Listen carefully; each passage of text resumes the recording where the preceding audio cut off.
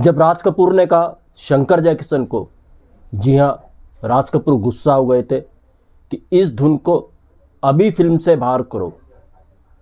फिर लता मंगेशकर ने संभाला मोर्चा और इस तरह इस गीत ने रचा इतिहास। कौन सी वो धुन थी जिसको राज कपूर एक फिल्म से बाहर निकालना चाहते थे, और कैसे लता जी ने मोर्चा संभाला, कैसे इस गीत की रचना हुई, कैसे शंकर जयकिशन ने गीत बनाया, कौन सा ये गीत था, आज बताऊंगा आपको मैं इस वीडियो में। बने रहिएगा वीडियो के अंत तक मेरे साथ। दोस्तों, चैनल पर नए तो चैनल को सब्सक्राइब कर लीजिएगा, बेल आइकन भी प्रेस कर लीजिएगा ताकि नोटिफिकेशन आप तक पहुंचती रहे। नमस्कार, मैं महेश कोहली, बॉलीवुड संगीत के सफर से। दोस्तों, एक बहुत बड़ी फिल्म के गीतों पर काम हो रहा था।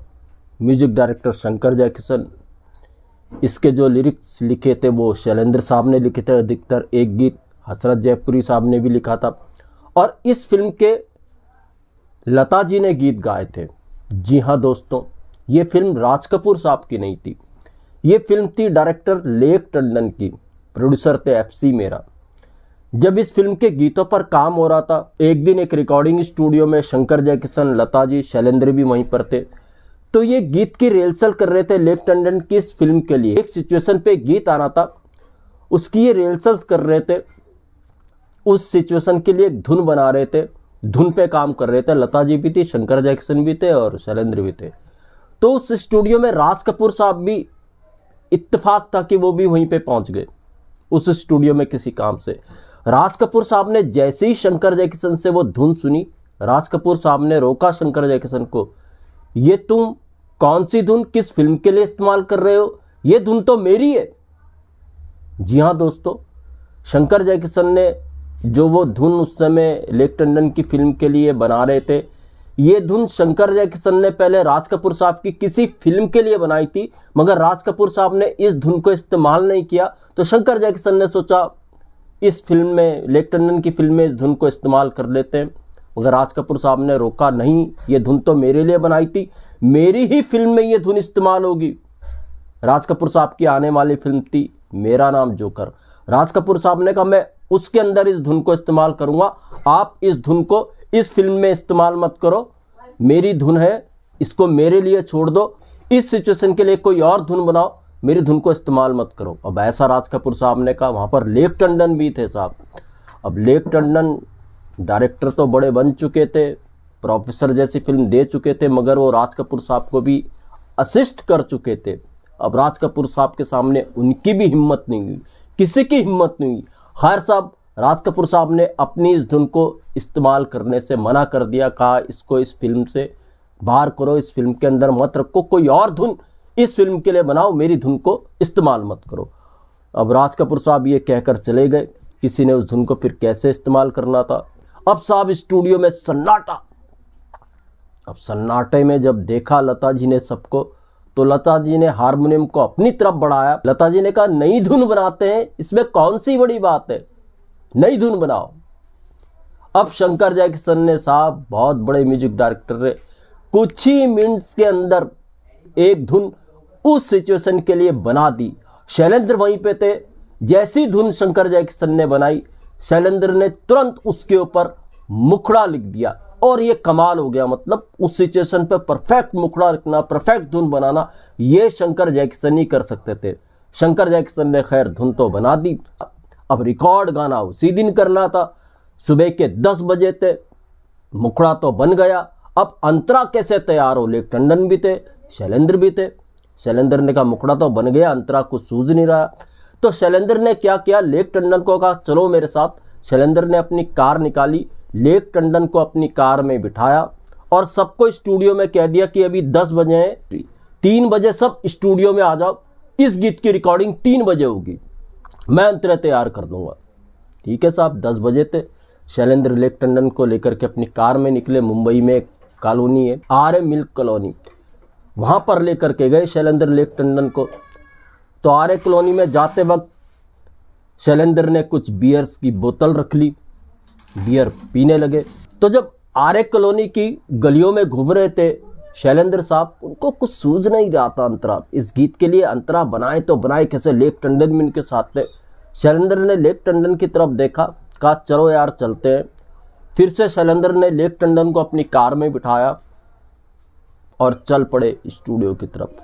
दोनों शांत, शैलेंद्र भी, लेक टंडन भी। लेक टंडन शैलेंद्र के मुंह पे देखें यार, अंतरे तैयार हुए कि नहीं हुए। 3 बजे का टाइम इन्होंने रिकॉर्डिंग का दिया है, अभी तक अंतरे तैयार नहीं, तो होगा क्या इस गीत का? 3 बजे कैसे ये गीत रिकॉर्ड होगा? शैलेंद्र चुप रहे, सब खामोशी, कोई बातचीत नहीं शैलेंद्र और लेक टंडन के बीच में। लेक टंडन को गुस्सा भी आ रहा था, शैलेंद्र ने 3 बजे का समय सबको दे दिया, अब तक अंतरे तैयार नहीं हुए, फालतू में वक्त जाया हो गया, कुछ भी नहीं हुआ इस गीत का।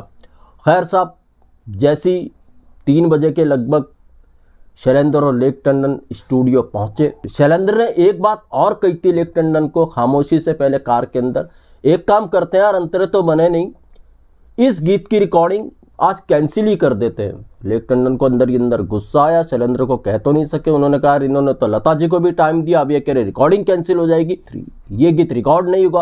अब लेक टंडन बड़ी उलझन में थे कि शैलेंद्र ने यार ये क्या कर दिया, अंतरे तैयार नहीं हुए, अब कह रहे रिकॉर्डिंग कैंसिल हो गई। फिर उसके बाद शैलेंद्र दोनों कार में चुपचाप थे। खैर साहब, 3 बजे के आसपास जब दोनों कार से स्टूडियो पहुंचे तो देखा वहां पर लता जी की गाड़ी खड़ी हुई थी।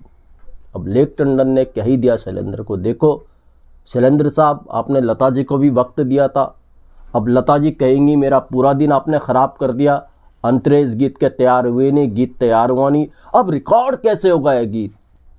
शैलेंद्र ने कुछ नहीं कहा। शैलेंद्र लेक टंडन स्टूडियो के अंदर गए तो लता जी जो थी स्टूडियो में जब पहुंची, वो सीधा रिकॉर्डिंग केबिन के अंदर पहुंच गई और लेक टंडन मॉनिटर रूम में रह गई। लेक टंडन ने कहा शैलेंद्र को, लता जी को आप ही संभालिए, अब लता जी को आप ही समझाइए कि अब रिकॉर्डिंग नहीं होगी। मेरी तो हिम्मत नहीं है लता जी को कहने की, क्योंकि 3 बजे का वक्त दे दिया आपने गीत के लिए और गीत तैयार हुआ नहीं। शैलेंद्र ने कहा कोई बात नहीं। शैलेंद्र सीधा रिकॉर्डिंग केबिन में लता जी के पास गए और शीशे से, मॉनिटर रूम से ये सब देख रहे थे लेक टंडन। शैलेंद्र और लता जी कुछ बात कर रहे।